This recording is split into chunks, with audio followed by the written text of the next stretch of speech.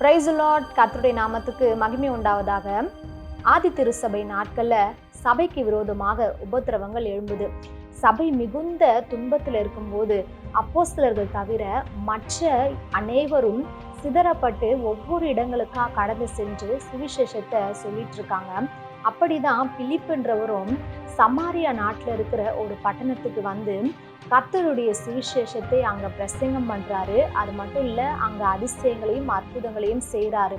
இது நிமித்தமாக அப்போஸ்தலர்கள் 8:8 சொல்லப்பட்டிருக்குது, அந்த பட்டணத்திலே மிகுந்த சந்தோஷம் உண்டாயிற்று அப்படின்னு சொல்லப்பட்டிருக்கத நம்மளால பார்க்க முடியுங்க.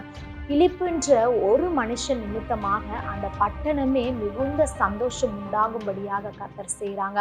அதே மாதிரி தாங்க நம்ம ஒவ்வொருவர் நிமித்தமாகும் நம்ம குடும்பத்துல, நம்ம இருக்கிற சமுதாயத்துல, நம்ம வேலை செய்கிற இடங்கள்ல ஒரு சந்தோஷம் உண்டாகத்தக்கதாக நம்முடைய வாழ்க்கையிலிருந்து தேவனுடைய நாமம் விளங்கும்படியாகும், தேவனுடைய வல்லமை விளங்கும்படியாகும், நம்ம ஒவ்வொருவரும் கர்த்தருடைய சுவிசேஷத்தை மற்றவர்களுக்கு சொல்லும்படியாகவும் ஒரு வாழ்க்கை உண்டாகணும்னு சொல்லி கர்த்தருடைய சமூகத்துல நம்ம ஜெபிக்கிறவர்களா இருக்கணுங்க.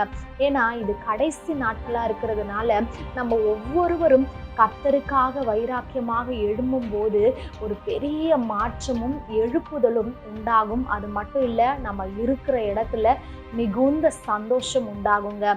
தேங்க்யூ. God bless you.